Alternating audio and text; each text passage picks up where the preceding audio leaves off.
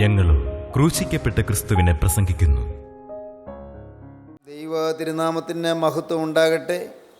ഉൽപ്പത്തി പുസ്തകം 24 അധ്യായം 63 വാക്യം. വൈകുന്നേരത്ത് ഇസഹാക്ക് ധ്യാനിപ്പാൻ വെളിംപ്രദേശത്ത് പോയിരുന്നു. അവൻ തലപൊക്കി നോക്കി ഒട്ടകങ്ങൾ വരുന്നത് കണ്ടു. ഉൽപ്പത്തി പുസ്തകം 24 അധ്യായം അബ്രഹാം പിതാവിനെയും ഏലിയാസാറിനെയും ഇസ്ഹാക്കിനെയും പ്രധാനമായി ചിത്രീകരിക്കുന്നൊരു അധ്യായമാണ്. വേദപുസ്തകത്തിലെ സംഭവങ്ങൾക്കും വിവിധ വസ്തുതകൾക്കും എല്ലാം പഴയ നിയമത്തിലുള്ളവനെല്ലാം പുതിയ നിയമത്തിൽ പൊരുളായ അർത്ഥം നമുക്ക് കാണുവാൻ സാധിക്കും. പഴയ നിയമം എല്ലാം നിഴലാണ്, പുതിയ നിയമം എല്ലാം പൊരുളാണ്. നമുക്കറിയാം, വേദപുസ്തകത്തിൽ പഴയ നിയമമെന്നും പുതിയ നിയമമെന്നും 2 ഭാഗങ്ങളുണ്ട്. പഴയ നിയമത്തിലുള്ളതെല്ലാം നിഴലായി നമുക്ക് കിട്ടുകയാണ്, പുതിയ നിയമത്തിലെല്ലാം പൊരുളായി നമുക്ക് ലഭിക്കുകയാണ്. പഴയ നിയമത്തിൽ നാം കാണുന്ന ഓരോ കഥാപാത്രവും പുതിയ നിയമത്തിലേക്ക് വരുമ്പോൾ അതെല്ലാം സജീവ യാഥാർത്ഥ്യങ്ങളായി വസ്തുനിഷ്ഠമായി നമുക്ക് നേരിട്ട് കാണാനും അനുഭവിക്കാനും സാധിക്കുന്നു. അബ്രഹാം പിതാവായ ദൈവത്തിൻ്റെ ഒരു പ്രതിനിധീകരണമാണ്, സിംബലൈസേഷനാണ് എന്ന് പറയാം, പ്രതീകവൽക്കരണമാണെന്ന് പറയാം. ആ ഭാഷ വാക്കുകളൊന്നും പഠിച്ചില്ലെങ്കിലും കുഴപ്പമില്ല. അബ്രഹാം പിതാവായ ദൈവത്തിൻ്റെ ഒരു പ്രതീകമാണ്. ഇസ്ഹാക്ക് പിതാവിൻ്റെ ഏകജാതനായ കർത്താവായ യേശുക്രിസ്തുവിൻ്റെ ഒരു പ്രതീകമാണ്. എലിയാസാർ പരിശുദ്ധാത്മാവിൻ്റെ പ്രതീകമാണ്. പിതാവ്, പുത്രൻ, പരിശുദ്ധാത്മാവ് എന്ന ത്രിത്വം സംയോജിതമായി ആവിഷ്കരിക്കപ്പെട്ടിരിക്കുന്ന ഒരധ്യായമാണ് ഉൽപ്പത്തി പുസ്തകം 24 അധ്യായം. ഈ 24 അധ്യായത്തിൽ ആദ്യം നാം കാണുന്നത് അബ്രഹാം പിതാവ് എലിയാസാറിനെ പറഞ്ഞു വിടുന്നതായിട്ടാണ്. തൻ്റെ ഏകജാതനായ ഇസ്ഹാക്കിനൊരു മണവാട്ടിയെ തേടി പറഞ്ഞു വിടുകയാണ്, മണവാട്ടിയെ തേടാൻ പറഞ്ഞു വിടുകയാണ്. ഒരു മണവാട്ടിയെ അന്വേഷിച്ച് എലിയാസാർ പോവുകയാണ്. അങ്ങ് ദൂരെ ഹാരാനിലേക്ക്, കനാനിൽ നിന്ന് ഹാരാനിലേക്ക് ഇസ്ഹാക്കിന് മണവാട്ടിയെ തേടി ഏലിയാസാർ പോവുകയാണ്. പിതാവായ ദൈവം കർത്താവായ യേശുക്രിസ്തുവിന് മണവാട്ടി സഭയെ ഒരുക്കുന്നതിന് വേണ്ടി പരിശുദ്ധാത്മാവിനെ ഈ ഭൂമിയിലേക്ക് അയച്ചിരിക്കുന്നതിൻ്റെ ദൃഷ്ടാന്തവൽക്കരണമാണ് വാസ്തവത്തിൽ ഈ 24 അധ്യായം ഉൽപ്പത്തി പുസ്തകം. നിത്യനായ ദൈവം തൻ്റെ പുത്രനും നമ്മുടെ കർത്താവുമായ യേശുക്രിസ്തുവിന് ഒരു മണവാട്ടി സഭയെ ഒരുക്കുന്നതിന്, നീതിയിൻ വസ്ത്രം ധരിപ്പിച്ച് ഒരുക്കുന്നതിന്, ആഭരണങ്ങൾ അണിയിച്ചൊരുക്കുന്നതിന്, അതിനുവേണ്ടി കാര്യസ്ഥനായ പരിശുദ്ധാത്മാവിനെ, ആശ്വാസപ്രദനായ പാറക്കലീറ്റായെ അയക്കുകയാണ്. അതാണ് നാം ഈ 24 അധ്യായത്തിൽ കാണുന്നത്. പൊരുളായ വസ്തുതയുടെ നിഴലായ കാര്യം അബ്രഹാമിൻ്റെയും ഇസ്ഹാക്കിൻ്റെയും എലിയാസാറിൻ്റെയും ജീവിതത്തിൽ കൂടി നമുക്ക് പരിശുദ്ധാത്മാവ് കൃത്യമായി വരച്ച് കാണിച്ചു തരികയാണ്. എലിയാസാർ പോയി അങ്ങ് ദൂരെ ഹാരാനിൽ ചെന്നു. 10 ഒട്ടകങ്ങളുമായി എലിയാസാർ യാത്ര ചെയ്ത് അങ്ങ് ചെന്ന് റിബേക്കയെ കണ്ടുമുട്ടി. വളരെ യാദൃച്ഛികമായിട്ട് കണ്ടുമുട്ടിയതുപോലെ തോന്നും, പക്ഷേ എല്ലാം ദൈവനിശ്ചയമാണ്. ജീവിതത്തിൽ സംഭവിക്കുന്നതെല്ലാം ദൈവനിശ്ചയമാണ്. എല്ലാം ദൈവികമായൊരു കാര്യപരിപാടിയുടെ പൂർത്തീകരണമാണ്. നാം ഈ ഭൂമിയിലേക്ക് വന്നത് യാദൃച്ഛികമായിട്ടല്ല. നമ്മുടെ ജീവിതത്തിൽ ഇതുവരെ സംഭവിച്ച കാര്യങ്ങളൊന്നും യാദൃച്ഛികമല്ല. നമ്മുടെ ജീവിതത്തിൽ വന്നതായ കെടുതികൾ, നമ്മുടെ ജീവിതത്തിൽ വന്നതായ ദുർവ്യപര്യങ്ങൾ, നമ്മുടെ ജീവിതത്തിൽ വന്നതായ യാതനകൾ, കഷ്ടതകൾ, പ്രയാസങ്ങൾ, പ്രശ്നങ്ങൾ, പ്രതിസന്ധികൾ ഒന്നും യാദൃച്ഛികമല്ല. നമ്മുടെ ജീവിതത്തിൽ വന്നതായ നേട്ടങ്ങൾ, അനുഗ്രഹങ്ങൾ, സിദ്ധികൾ, നാം കൈവരിച്ചതായ പല പല നല്ല കാര്യങ്ങൾ, അവയും യാദൃച്ഛികമല്ല. ദൈവം അറിയാതെ ഒന്നും സംഭവിക്കുന്നില്ല. ദൈവ നിശ്ചയപ്രകാരം ഓരോന്നും നടക്കുന്നു.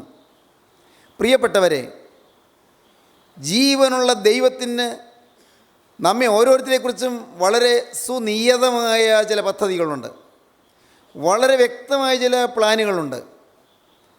നമ്മെ എവിടെ എത്തിക്കണമെന്ന ദൈവത്തിന് വളരെ കൃത്യമായ ഒരു കാര്യപരിപാടിയുണ്ട്.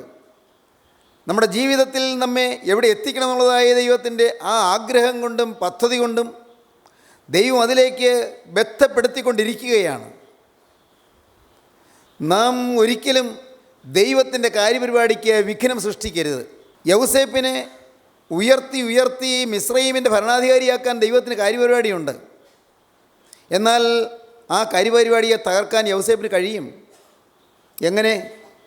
യൗസേപ്പ് പാപം ചെയ്തു പോയിരുന്നെങ്കിൽ, മിസ്രയീമിലെ ഉന്നതോദ്യോഗസ്ഥനായ പൊത്തീഫറിൻ്റെ ഭവനത്തിൽ തിന്മയ്ക്ക് വശംവദനായിരുന്നെങ്കിൽ യൗസേപ്പിന് ആ സ്ഥാനം എത്താൻ കഴിയാതെ പോയേനെ. ദൈവത്തിൻ്റെ പദ്ധതികൾ തകർന്നു പോയേനെ. യൗസേപ്പിനെക്കുറിച്ചുള്ളതായ ദൈവിക കാര്യപരിപാടികൾ തകർന്നു പോയേനെ. ഈ ഉൽപ്പത്തി പുസ്തകം 24-ാം അധ്യായത്തിൽ റിബേക്കയുടെ അമ്മയും സഹോദരനും പറയുന്നുണ്ട്, നീ ഈ പുരുഷനോട് പോകുന്നുവോ എന്ന്. അമ്മയും സഹോദരനും കാര്യസ്ഥനായ എലിയാസാറിനോട് പറയുന്നുണ്ട്, ബാല ഒരു 10 ദിവസം കൂടി ഞങ്ങളുടെ കൂടെ പാർക്കട്ടെ, എന്നിട്ട് പറഞ്ഞു വിടാമെന്ന്. കുറച്ചുകൂടി കഴിഞ്ഞോട്ടെ എന്നാണ് പറയുന്നത്. വിടാം, പക്ഷേ കുറച്ചുകൂടി കഴിയട്ടെ. ബാല ഒരു 10 ദിവസമെങ്കിലും ഞങ്ങളുടെ കൂടെ താമസിക്കട്ടെ, അത് കഴിഞ്ഞിട്ട് പറഞ്ഞു വിടാം. ദൂരെ സ്ഥലത്തേക്കല്ലേ വിടുന്നത്, ഒരു 10 ദിവസം കൂടി ഞങ്ങളുടെ കൂടെ താമസിക്കട്ടെ. പക്ഷേ അപ്പോൾ റിബേക്ക പറയുന്നൊരു വാക്കുണ്ട്, നീ പുരുഷനോട് പോകുന്നുവോ എന്ന് ചോദിക്കുമ്പോൾ അവൾ പറയുകയാണ്, ഞാൻ പോകുന്നു എന്നുള്ള ആ ഒരൊറ്റ സമർപ്പണത്തിൽ എത്ര ദൂരവ്യാപകമായ കാര്യങ്ങളാണ് പിൽക്കാലത്ത് ശക്തമായ മുന്നേറ്റമായി നാം കാണുന്നത്. എന്തൊരത്ഭുതം! നീ പോകുന്നുവോ എന്ന് ചോദിക്കുമ്പോൾ ഞാൻ പോകുന്നു എന്ന് പറയേണ്ടതിന് പകരം റിബേക്ക ഒന്ന് മടിച്ചിരുന്നെങ്കിൽ ദൈവത്തിൻ്റെ കാര്യപരിപാടികൾ തകർന്നേനെ. ദൈവത്തിൻ്റെ ഉദ്ദേശങ്ങളെല്ലാം മാറിപ്പോയേനെ. നമ്മുടെ ജീവിതത്തിൽ ഒരിക്കലും ദൈവിക ഉദ്ദേശം നിറവേറ്റുന്നതിന് തടസ്സമായി നിൽക്കരുത്. നമ്മെ ഓരോ സ്ഥാനത്തെത്തിക്കുവാനുള്ള ദൈവത്തിൻ്റെ പരിശ്രമത്തിന് വിഘ്നം സൃഷ്ടിക്കാൻ നമ്മുടെ യാതൊരു ചെയ്തികളും നമ്മുടെ ഒരു വാക്കുകളും കാരണമായി തീരരുത്. ഒരു കാരണവശാലും ജീവനുള്ള ദൈവം നമ്മെ വളർത്താൻ നോക്കുമ്പോൾ, ഉയർത്താൻ നോക്കുമ്പോൾ, അനുഗ്രഹിക്കാൻ നോക്കുമ്പോൾ ആ അനുഗ്രഹത്തിന് വിഘ്നം സൃഷ്ടിക്കുന്നതായി യാതൊരു പ്രവണതയും യാതൊരു പെരുമാറ്റവും നമ്മിൽ നിന്ന് വന്നു പോകരുത്, യാതൊരു പ്രതികരണവും നമ്മിൽ നിന്ന് വന്നു പോകരുത്. പ്രിയപ്പെട്ടവരെ, റിബേക്ക പറഞ്ഞു, ഞാൻ പോകുന്നു എന്ന് പറഞ്ഞു. റിബേക്ക തീരുമാനമെടുത്തു. റിബേക്ക സമർപ്പിച്ചു. ഇസ്ഹാക്കിൻ്റെ ഭാര്യയാകാൻ സമർപ്പിക്കുമ്പോൾ റിബേക്ക അറിയുന്നില്ല ഇസ്ഹാക്ക് ആരാണെന്ന്. എലിയാസാർ പറഞ്ഞ വർണ്ണനകളെ അവൾക്കറിയാവൂ. കാര്യസ്ഥനായ എലിയാസാർ പറഞ്ഞത് വർണ്ണനകൾ, ഇസ്ഹാക്കിനെക്കുറിച്ചുള്ള വർണ്ണനകൾ മാത്രമേ അവൾ കേട്ടിട്ടുള്ളൂ. അവൾക്ക് നേരിട്ട് അറിവില്ല. ഇസ്ഹാക്കിനെ കണ്ടിട്ടില്ല, ഇസ്ഹാക്കിനെക്കുറിച്ച് നേരത്തെ കേട്ടിട്ടില്ല, ഇസ്ഹാക്കിൻ്റെ സ്വഭാവം എന്താണെന്ന് അറിഞ്ഞുകൂടാ, എങ്ങനെയുള്ളവനാണെന്ന് മനസ്സിലായിട്ടില്ല. പക്ഷേ ഈ കാര്യസ്ഥൻ പറഞ്ഞ വാക്കുകൾ അവൾക്ക് വിശ്വസിക്കാൻ കഴിഞ്ഞു.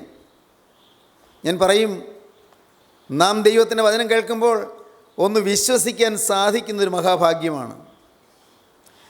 ഒന്നും സംശയിക്കാതെ, ഒന്നും വിശകലനം ചെയ്യാതെ, ഒന്നും ബുദ്ധി കൊണ്ട് അപഗ്രഥിച്ച് നോക്കാതെ, നമ്മുടെ റീസണിങ് കൊണ്ട്, നമ്മുടെ കാര്യകാരണ വിവേചന ശക്തി കൊണ്ട് ഒന്നും നാം വിശകലനം ചെയ്യാതെ കണ്ണുമടച്ച് വിശ്വസിക്കാൻ നമുക്ക് കഴിയുന്നെങ്കിൽ അതൊരു വലിയ കൃപയാണ്, വലിയ ഭാഗ്യമാണ്. നമ്മുടെ ജീവിതത്തിൽ നാം എപ്പോഴും ദൈവത്തിൻ്റെ വചനത്തെ വിശ്വസിക്കുന്നവരായി തീരുക, ദൈവത്തിൻ്റെ കാര്യപരിപാടികൾ വിശ്വസിക്കുന്നവരായി തീരുക. എല്ലാം കാണുന്നൊരു ദൈവമുണ്ട്, എന്നെ ഈ ഭൂമിയിലേക്ക് കൊണ്ടുവന്നൊരു ദൈവമുണ്ട് എന്നൊരു വിശ്വാസം.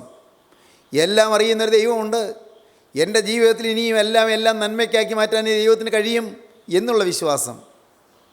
എനിക്ക് വന്ന കേടുകളും കെടുതികളും മാറ്റി, എനിക്ക് വന്ന പോരായ്മകളും കോട്ടങ്ങളും മാറ്റി എന്നെ ഇനിയും ഐശ്വര്യമായി നടത്താൻ ശക്തനായ ഒരു ദൈവമുണ്ട്. ആ ക്രിസ്തു എൻ്റെ അരികത്ത് നിൽക്കുന്നുണ്ട്, ആ ക്രിസ്തു എന്നെ സ്നേഹിക്കുന്നുണ്ട് എന്ന് വിശ്വസിക്കാൻ കഴിയുന്നത്, അതെല്ലാം ഒരു മഹാഭാഗ്യമാണ്. പ്രിയപ്പെട്ടവരെ, റിബേക്കായെയും കൂട്ടിക്കൊണ്ട് ഏലിയാസാർ യാത്ര ചെയ്തു. നാം വായിക്കുന്നത് 61-ാം വാക്യം. പിന്നെ റിബേക്കയും അവളുടെ ദാസിമാരും എഴുന്നേറ്റ് ഒട്ടകപ്പുറത്ത് കയറി ആ പുരുഷനോടുകൂടെ പോയി. അങ്ങനെ ദാസൻ റിബേക്കയെ കൂട്ടിക്കൊണ്ടുപോയി.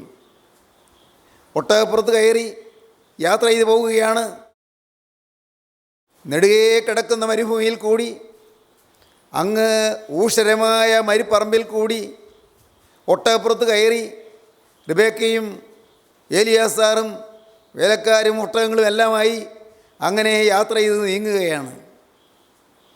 എങ്ങോട്ടാണെന്ന് അറിഞ്ഞുകൂടാ. ഈ ഏലിയാസാറിന് മാത്രമേ അറിയാവൂ. ഏലിയാസാർ പറഞ്ഞ വാക്കുകളെ കേട്ടിട്ടുള്ളൂ. അതിനപ്പുറം ഒന്നും അറിഞ്ഞുകൂടാ. ഒന്നും ചിന്തിക്കുന്നില്ല.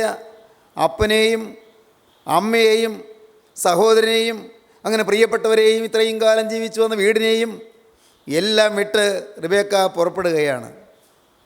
പക്ഷേ അവളുടെ മുന്നിൽ വളരെ വ്യക്തമായൊരു ചിത്രമുണ്ട്, വളരെ വ്യക്തമായ ഒരു വസ്തുതയുണ്ട്.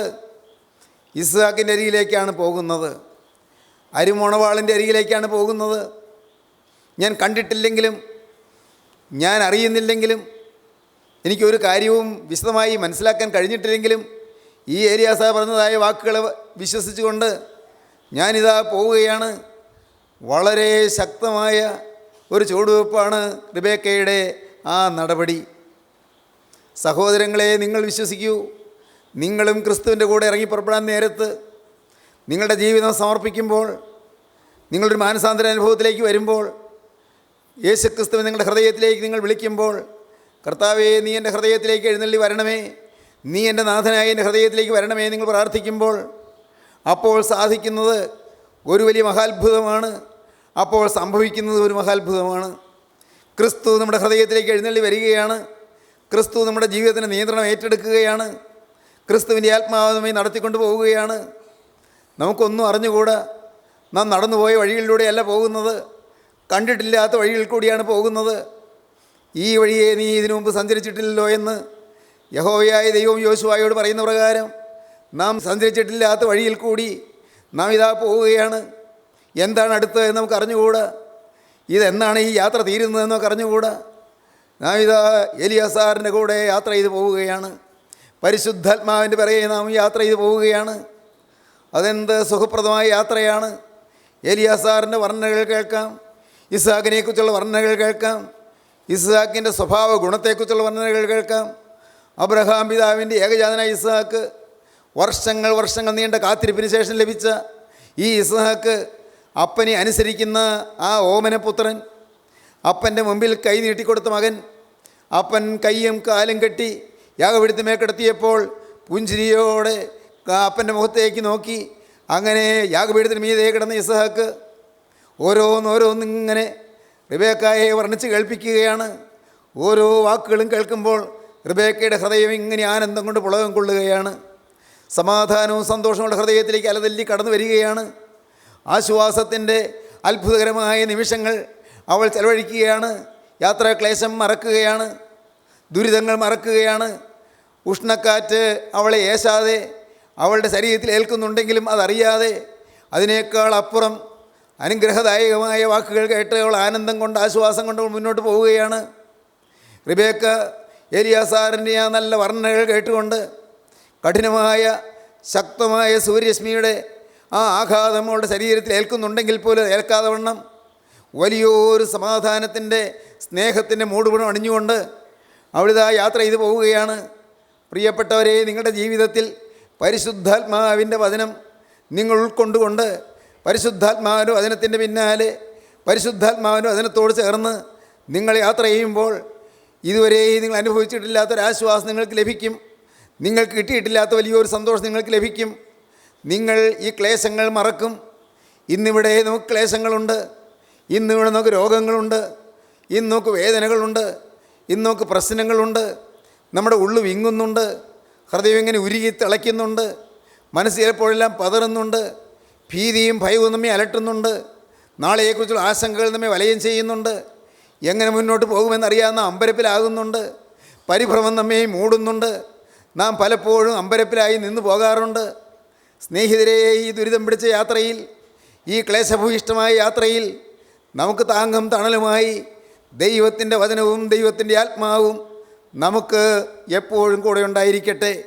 ജീവനുള്ള ദൈവത്തിൻ്റെ വചനം, ശക്തമായ ദൈവത്തിൻ്റെ വചനം, ചലിപ്പിക്കുന്ന ദൈവത്തിൻ്റെ വചനം, ഹൃദയത്തെ ഉണർത്തുന്നതായ ദൈവത്തിൻ്റെ വചനം, മനസ്സിനെ ഉന്മേഷഭരിതമാക്കുന്നതായ ദൈവത്തിൻ്റെ വചനം, ആശ്വാസം ദാനം ചെയ്യുന്ന ദൈവത്തിൻ്റെ വചനം, ഹൃദയത്തിൽ സന്തോഷം നിറയ്ക്കുന്ന ദൈവത്തിൻ്റെ വചനം, ഈ വചനം നമ്മെ ആശ്വസിപ്പിച്ച് നമ്മെ നടത്തിക്കൊണ്ട് പോവുകയാണ്. റിബേക്ക എലിയാസാറിൻ്റെ കൂടെ യാത്ര ചെയ്ത് പോകുന്നു. നിങ്ങൾ ശ്രദ്ധിച്ചിട്ടുണ്ടെങ്കിൽ കാണാം, ഉൽപ്പത്തി പുസ്തകം 22-ാം അധ്യായത്തിന് ഒരു ഹെഡിങ് കൊടുക്കുകയാണെങ്കിൽ ഇസ്ഹാക്കിൻ്റെ ബലി എന്ന് അതിനൊരു തലക്കെട്ട് കൊടുക്കാം. ഇസ്ഹാക്കിൻ്റെ ബലി 22-ാം അധ്യായത്തിൽ അതിൻ്റെ അവസാന ഭാഗത്ത് 22-ാം അധ്യായത്തിൻ്റെ അവസാന ഭാഗത്ത് ഇസ്ഹാക്കിൻ്റെ ബലിയുടെ കാര്യം പറഞ്ഞു കഴിഞ്ഞ്, ഇസ്ഹാക്കിനെ ബലിയർപ്പിക്കാൻ മോറിയാമലയിലേക്ക് കൊണ്ടുപോയ കാര്യമെല്ലാം പറഞ്ഞു കഴിഞ്ഞ്, അതിൻ്റെ ഒടുവിലത്തെ ഖണ്ഡികയിൽ നാം വായിക്കുന്നൊരു വാക്യമുണ്ട്. ആ ബലി കഴിഞ്ഞ് അടുത്തുടനെ അബ്രഹാമിൻ്റെ വർത്തമാനം കിട്ടിയെന്നാണ് 22-ാം അധ്യായം 20-ാം വാക്യം. അനന്തരം മിൽക്കയും നിൻ്റെ സഹോദരനായ നാഹോരിന് മക്കളെ പ്രസവിച്ചിരിക്കുന്നുവെന്ന് അബ്രഹാമിന് വർത്തമാനം കിട്ടി.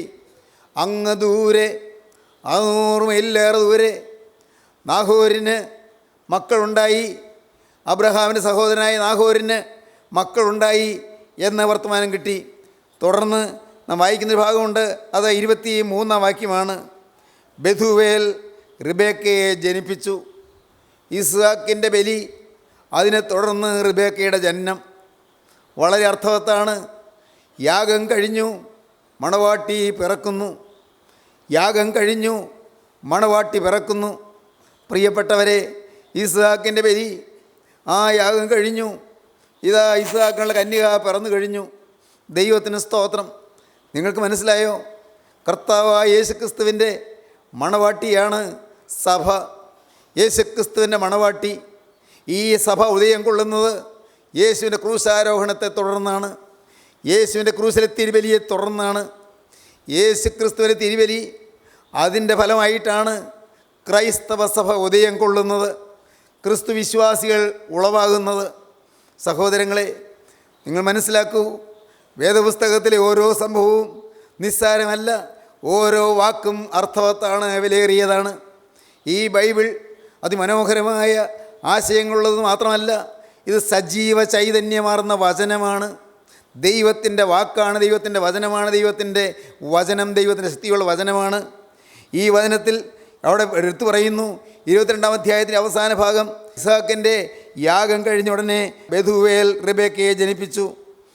തുടർന്ന് 23-ാം അധ്യായത്തിലേക്ക് വരുമ്പോൾ നാം കാണുന്നത് അബ്രഹാമിൻ്റെ ഭാര്യയായ സാറായുടെ മരണമാണ്. എല്ലാം വളരെ അർത്ഥവത്താണ്.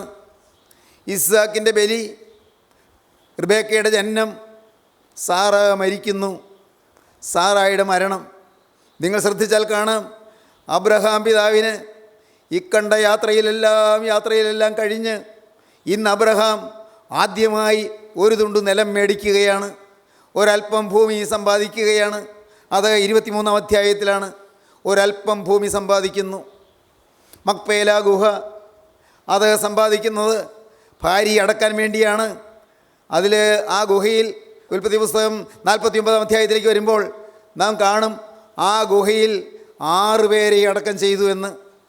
6 പേരെ ആ ഗുഹയിൽ, അബ്രഹാം മേടിച്ച ഗുഹയിൽ സാറയെ അടക്കം ചെയ്തു, അബ്രഹാമിനെ അടക്കം ചെയ്തു, അതിൽ ഇസ്ഹാക്കിനെ അടക്കം ചെയ്തു, റിബേക്കയെ അടക്കം ചെയ്തു, യാക്കോബിനെ അടക്കം ചെയ്തു, ലേയെ അടക്കം ചെയ്തു. 6 പേരെ അടക്കം ചെയ്തു. അതിനുള്ളതായ ഗുഹ, അതിനുള്ളതായ ശ്മശാന ഭൂമി വിലയ്ക്ക് വാങ്ങുന്നത് 23-ാം അധ്യായത്തിലാണ്. ദൈവത്തിന് സ്തോത്രം. എന്താണ് ഈ പറഞ്ഞു വരുന്നത്? വളരെ മർമ്മപ്രധാനമായ ഒരാശയം നിങ്ങൾക്ക് തരാനാണ് ഞാൻ ശ്രമിക്കുന്നത്. എന്താണെന്നോ, ഇസ്ഹാക്കിൻ്റെ വിവാഹത്തിന് മുൻപ് സാറ മരിക്കുകയാണ്. അമ്മ മരിക്കുകയാണ്. അമ്മ, അത് വാസ്തവമായും പഴയ തലമുറ മാറിപ്പോയിട്ട് ഒരു പുതിയ തലമുറ ഉദയം കൊള്ളുകയാണ്. ആ വീട്ടിലുണ്ടായിരുന്ന അബ്രഹാമിൻ്റെ ഭാര്യയായ സാറ മരിച്ചു കഴിഞ്ഞിട്ട് ഇതാ ഒരു പുതിയ മണവാട്ടി അവിടെ ഉണ്ടാകാൻ പോവുകയാണ്. ഒരു പുതിയ മണവാട്ടി അവിടെ വരാൻ പോവുകയാണ്. സഹോദരങ്ങളെ, അതാണ് പിന്നെ തുടർന്ന് 24-ാം അധ്യായത്തിലേക്ക് വരുമ്പോൾ റിബേക്കയെ അന്വേഷിച്ച്, മണവാട്ടി അന്വേഷിച്ച് ഏലിയാസാറിനെ പറഞ്ഞു വിടുന്നത്. നമ്മുടെ ജീവിതത്തിൽ നമുക്ക് വേണ്ടി കരുതുന്ന ദൈവം, നമുക്ക് വേണ്ടി ഒരു മണവാളനായ യേശു ക്രൂശിക്കപ്പെട്ടിരിക്കുന്നു. നമ്മെ വീണ്ടെടുപ്പിലേക്ക് നയിക്കുവാൻ, നമ്മെ സ്വന്തം മണവാട്ടിയായി സ്വീകരിപ്പാൻ, സ്വന്തം ഭവനത്തിലേക്ക് ചേർക്കാൻ, സ്വന്തം ഭവനത്തിൽ നമ്മെ ചേർക്കാൻ, ഇന്ന് അനാഥമായി പോയിരിക്കുന്നത് പോലത്തെ ഭവനത്തിൽ സ്നേഹിത നിന്നെയും ചേർക്കാൻ സ്വർഗത്തിലെ ദൈവം തിരുമനസ്സായിരിക്കുന്നു. ആ വാക്ക് നിങ്ങൾ ശ്രദ്ധിച്ചോ? ഇന്ന് ഞാനും കൂടി ചെന്നെങ്കിൽ മാത്രമേ ദൈവത്തിൻ്റെ ഭവനം അത് സമ്പൂർണ്ണമാവുകയുള്ളൂ. നിങ്ങളൊരാളും കൂടി വന്നെങ്കിൽ മാത്രമേ സ്വർഗത്തിലെ ദൈവത്തിൻ്റെ ഭവനം അത് പൂർണ്ണതയിലെത്തുകയുള്ളൂ. മോളെ, നീയും വരാൻ ദൈവം കാത്തു നിൽക്കുകയാണ്. മകനെ, നീയും ചേരാൻ ദൈവം കാത്തു നിൽക്കുകയാണ്. ഈ റിബേക്ക വന്നെങ്കിൽ മാത്രമേ അവിടെയുള്ള ശൂന്യത നികത്തിയെടുക്കാൻ പറ്റുകയുള്ളൂ. സാറ മരിച്ചു കഴിഞ്ഞിരിക്കുന്നു, അവിടെയുള്ള ശൂന്യത നികത്തിയെടുക്കണം. അതിനായി ഈ റിബേക്ക വന്നു ചേരേണ്ടിയിരിക്കുന്നു. നിങ്ങൾക്കെന്ത് മനസ്സിലായി? നിങ്ങൾക്ക് മനസ്സിലായോ? നിങ്ങൾ ഓരോരുത്തരും വിലയേറിയവരാണ്. നിങ്ങൾ ഓരോരുത്തരും ക്രിസ്തുവിൻ്റെ മണവാട്ടിയാണ്. ക്രിസ്തുവിൻ്റെ മണവാട്ടിയായി അരുമണവാളനായ യേശുവിൻ്റെ മണവറയിലേക്ക് ചേർക്കപ്പെടേണ്ടവരാണ് നിങ്ങൾ ഓരോരുത്തരും. നിങ്ങൾ ഓടി വരണം. നിങ്ങൾ യേശുവിൻ്റെ സന്നിധിയിലേക്ക് വരണം. മകനെ, നീയും കൂടി വരുവാൻ സ്വർഗം കാത്തു നിൽക്കുകയാണ്. സ്നേഹിത, നീയും കൂടി ഓടി വന്ന് ഈ ഭവനത്തിൽ പ്രവേശിപ്പാൻ ദൈവം കാത്തു നിൽക്കുകയാണ്. അന്യദേശത്ത് അന്യഭവനത്തിൽ വസിച്ചവനായ നീ അവിടം വിട്ട് ഏലിയാസാറിൻ്റെ വാക്കുകൾ കേട്ട് ഇറങ്ങി പുറപ്പെട്ട് നീയും വന്ന് ഈ ഭവനത്തിൽ വരുവാൻ, പിതാവിൻ്റെ ഭവനത്തിൽ വരുവാൻ, നീയും വന്ന് അരുമണവാളനായ ഇസ്ഹാക്കിൻ്റെ മണവാട്ടിയാകുവാൻ സ്വർഗം ഇതാ കാത്തു നിൽക്കുകയാണ്. അതിനുവേണ്ടി പരിശുദ്ധാത്മാവിനെ നിൻ്റെ നേരെ അയച്ചിരിക്കുകയാണ്. പരിശുദ്ധാത്മിത അധ്വാനിക്കുകയാണ്. പരിശുദ്ധാത്മാവ് നിങ്ങളുടെ അരികത്ത് വന്ന് വാദിച്ചുകൊണ്ട് നിൽക്കുകയാണ്. വചനത്താൽ നിങ്ങളെ ക്ഷണിക്കുകയാണ്. വചനത്താൽ നിങ്ങളെ വിളിക്കുകയാണ്. വചനത്താൽ നിങ്ങളെ ഓരോരുത്തരെയും മാടി മാടി അടുപ്പിക്കുകയാണ്. ആ വചനം നിങ്ങൾ കേട്ട് നിങ്ങളും പുറപ്പെടുവീൻ. നമുക്ക് ഇസ്ഹാക്കിൻ്റെ ഭവനത്തിലേക്ക് പോകാം. രാജാധിരാജനായ യേശുവിൻ്റെ മണവറയിലേക്ക് പോകാം. യേശുവിൻ്റെ സന്നിധിയിലേക്ക് ചേരുവാൻ നമുക്ക് ഒരുങ്ങാം. നമുക്ക് ഈ ഏലിയാസാറിനെ കൈക്കൊള്ളാം. നമുക്ക് ഏലിയാസാറിൻ്റെ വചനങ്ങളെ കൈക്കൊള്ളാം. പരിശുദ്ധാത്മാവിൻ്റെ വചനം കൈക്കൊണ്ടുകൊണ്ട് നമുക്ക് ഒരു പുതിയ സ്റ്റെപ്പ് എടുക്കാം, പുതിയ ചുവടുവെപ്പ് എടുക്കാം. നമുക്ക് യേശുവിൻ്റെ പിറകെ ഇറങ്ങി പുറപ്പെടാം. യേശുവിൻ്റെ ക്രൂശ് മരണത്താൽ രക്ഷിക്കപ്പെട്ട സഭയായി, യേശുവിൻ്റെ തിരുബലിയാൽ രക്ഷിക്കപ്പെട്ട വീണ്ടെടുക്കപ്പെട്ട സഭയായി നമുക്കും ക്രിസ്തുവിനോട് ചേരാം. ക്രിസ്തുവിൻ്റെ സന്നിധിയിലേക്ക് അണയാം. നമുക്കും സമർപ്പിക്കാം നമ്മുടെ ജീവിതം ക്രിസ്തുവിൻ്റെ കരങ്ങളിലേക്ക് കൊടുത്തുകൊണ്ട് നമുക്ക് പ്രാർത്ഥിക്കാം. കരുണയുള്ള കർത്താവേ, ഈ നല്ല ദിവസത്തിനായി ഞങ്ങൾ നിന്നെ സ്തുതിക്കുന്നു. ഞങ്ങൾ നിന്നെ സ്തോത്രം ചെയ്യുന്നു. വചനം കേട്ട് എല്ലാവരെയും അവിടുന്ന് അനുഗ്രഹിക്കണമേ. ഓരോരുത്തർക്കും ലഭിച്ചിരിക്കുന്നതായി വിലപ്പെട്ട പദവി എന്ത് എന്ന് കാണാനും അതിനനുസരിച്ച് ജീവിതം ക്രമപ്പെടുത്തുവാനും എല്ലാവർക്കും ഭാഗ്യം നൽകണമേ. എല്ലാവരെയും അവിടുത്തെ തിരു ശക്തിയാലും കൃപയാലും നൽവരത്താലും അനുഗ്രഹിക്കണമേ. നാഥ, അവിടുത്തെ രണ്ടാമത്തെ വരവിന് വേണ്ടി എല്ലാവരെയും ഒരുക്കണമേ. യേശു ക്രിസ്തുവിൻ്റെ രാജകീയ നാമത്തിൽ തന്നെ. ആമീൻ.